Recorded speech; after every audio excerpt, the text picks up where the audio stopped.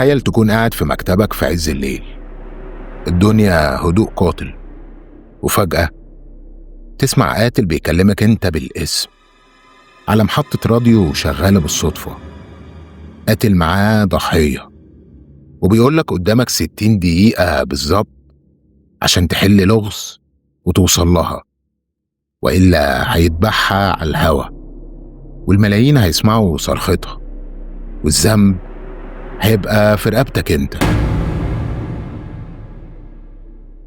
أهلا بيكم متابعينا الكرام في قناة الغرفة، المكان اللي بنعيش فيه كل يوم قصة جديدة مليانة رعب وغموض وإثارة. فزي ما تعودنا، افصل نفسك عن أي حاجة حواليك وحضر سماعاتك واستعد، لأن اللي جاي مش مجرد قصة، دي تجربة رعب هتعيشها بكل تفاصيلها. يلا بينا نبدأ، يلا بينا.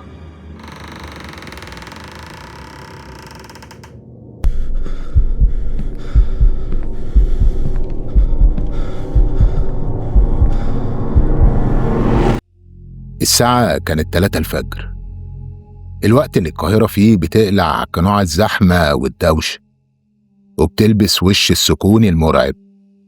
كنت قاعد في مكتبي في القسم، وصوت الراديو اللي دايما بسيبه شغال على محطة الأغاني عشان يكسر الصمت الميت ده.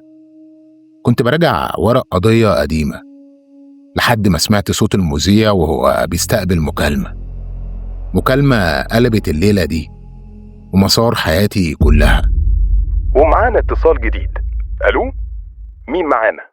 الاسم مش مهم دلوقتي، انا واحد بيصفي حساب قديم، وكلمتكم النهاردة عشان اوجه رسالة لواحد متأكد انه بيسمعك دلوقتي، قاعد في مكتبه في الضلمة وولعته ما بتفرقش ايده. الرائد عمر. في الوقت ده السيجارة وقعت من ايدي والدم هرب من وشي. وقفت مكاني وعيني مبرقة للراديو كأنه حتة ديناميت هتنفجر. مين ده؟ وازاي عارف اني سهران وبسمعه بالذات دلوقتي؟ كأنه قاعد معايا في نفس الأوضة وبيراقبني. يا أستاذ، انت على الهوا. مين الرائد عمر وايه الرسالة دي؟ احنا برنامج فني مش... اسكت انت خالص، كلامي مش ليك، كلامي للرائد عمر. يا عمر بيه، انا عارف انك سامعني ومصدوم. قدامك بالظبط 60 دقيقة من دلوقتي، لو ما حلتش اللغز اللي هقوله لك وما وصلتش للمكان، الروح البريئة دي هتطلع لخالقها هنا على الهوا مباشرة، والبلد كلها هتسمع صرختها الأخيرة، وذنبها هيكون في رقبتك انت. اللعبة بدأت يا سيادة الرائد. في اللحظة دي ما كانش في وقت للتفكير، مسكت مسدسي ومفاتيحي وطلعت أجري على السلم زي المجنون. القاتل ده ما بيهزرش ومفيش وقت أضيعه.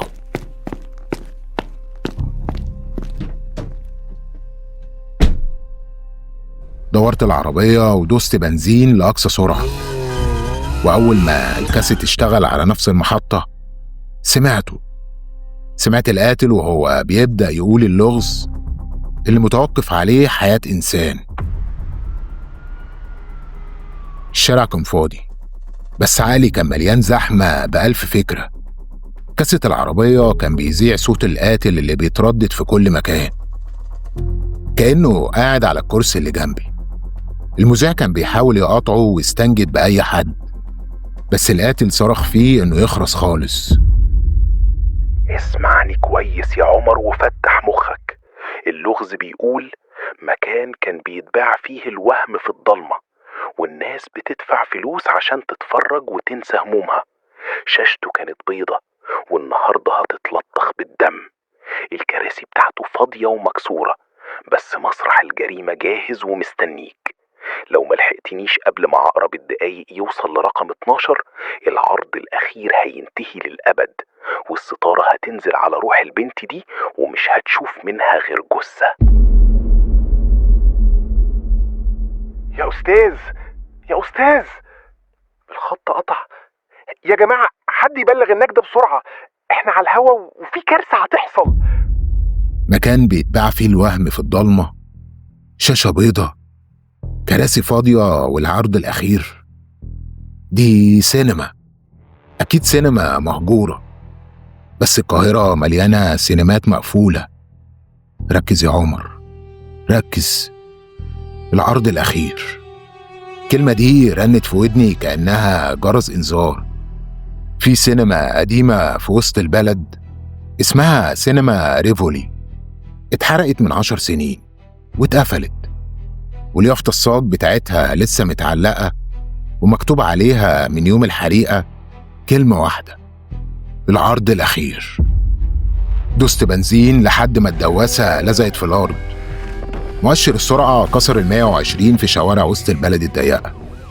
المطر كان بيغسل الأسفلت، بس أنا ما كنتش شايف قدامي غير طريق واحد، طريق هيتملي بالدم لو وصلت متأخر ثانية.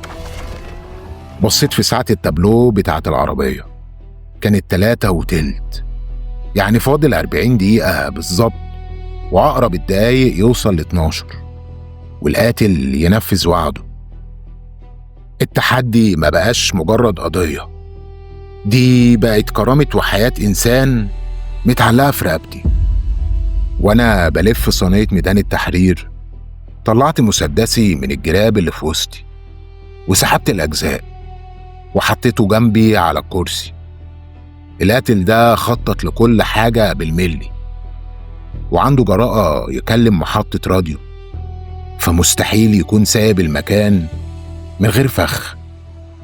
بس هو ما يعرفش حاجة واحدة، ما يعرفش إن الرائد عمر لما حد يتحداه في ملعبه بيتحول لوحش ما بيرحمش. وقفت بعربيتي قدام باب سينما ريفولي المحروقة. المكان كان عامل زي المقبرة المهجورة في قلب وسط البلد. اليافطة الصاج كانت بتزيق مع الهوا كأنها بتصرخ.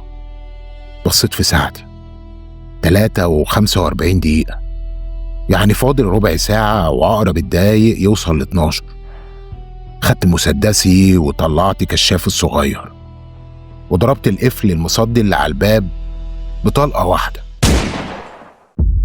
دخلت السينما. ريحة الحريق القديمة والتراب المبلول كبس على نفسي.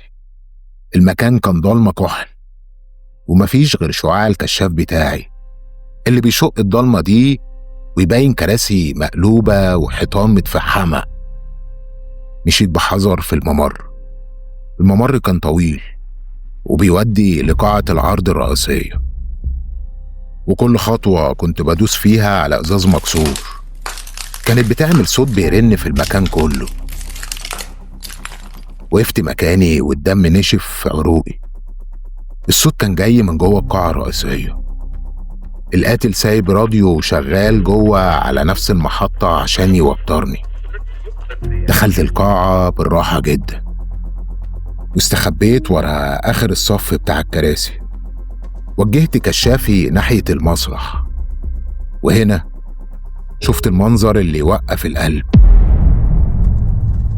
على المسرح المتفحم كان فيه كرسي خشب مربوط فيه بنت بتعيط بهستيريا، وملزوق على بقها شريط عريض، وفوقيها بالظبط كشاف نور ومتسلط عليها كأنها بطلة مسرحية رعب.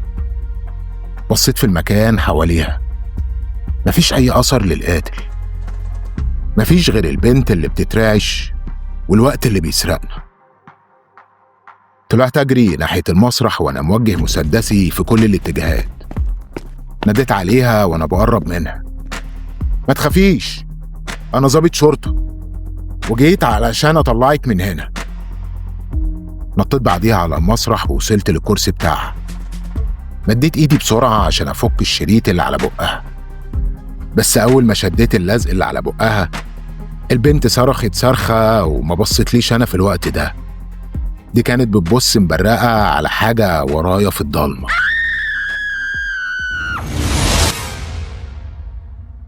وصلت في ميعادك يا بطل، بس العرض لسه ما بدأش. الضلمة بلعت المسرح كله في ثانية، وبرودة ماسورة المسدس اللي لازقة في ظهري كانت بتسحب حرارة جسمي.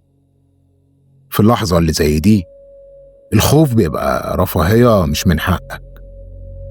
عقلي كان شغال بأقصى سرعة، القاتل ورايا وطوله وضخامته حاسس بيهم من أنفاسه اللي بتضرب في رقبتي. لو اتحركت حركة غلط الرصاصة هتفجر جمجمتي قبل ما أرد. نفسي أشوف وشك وانت حاسس بالعجز يا عمر، زي ما خلتني أحس بيه زمان. فاكر قضية التاجر اللي لفقتها له من 5 سنين؟ الضابط المغرور اللي قفل الملف عشان يترقى وساب عيلة كاملة تتدمر. أنا بقى جيت أهد المعبد على دماغك.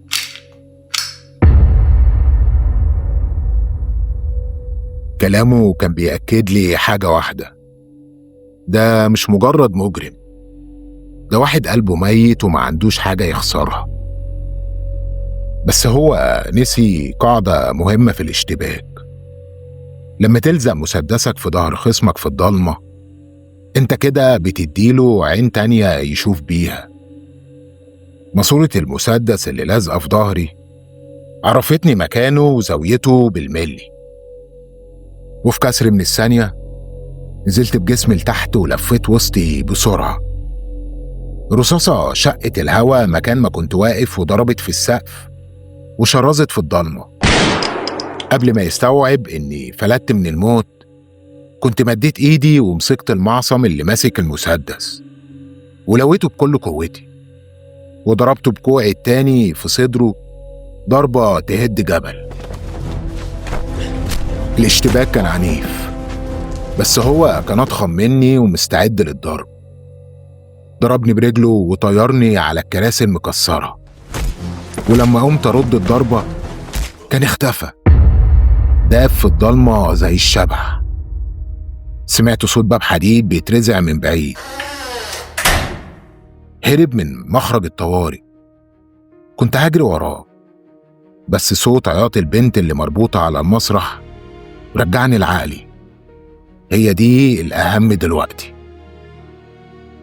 رحت وفكيت البنت، كانت بتترعش ومش مصدقة إنها لسه عايشة. في الوقت ده أنا كنت بطمنها علشان تهدى، ووجهت كشافي على الكرسي اللي كانت مربوطة عليه. لقيت القاتل سايب لي تذكار، ورقة صغيرة محطوطة مكانها. رحت وخدت الورقة وقريتها، لقيت مكتوب فيها: العرض الأخير خلص يا عمر، بس المهرجان لسه هيبدأ، استناني.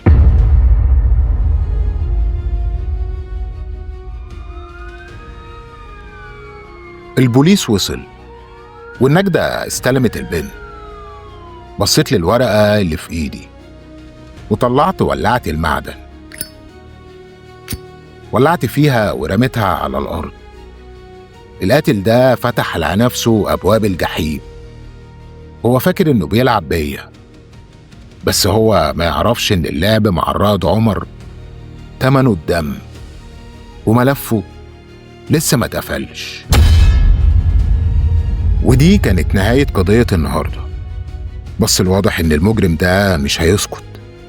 لو عايزين تعرفوا إيه اللي هيحصل في المواجهة الجاية ما تنسوش تشتركوا في القناة وتفعلوا الجرس، وقولوا لي في التعليقات تفتكروا مين الشخص اللي عمر ظلمه من 5 سنين ورجع ينتقم منه دلوقتي. تصبحوا على خير واشوفكم في القصة اللي جاية.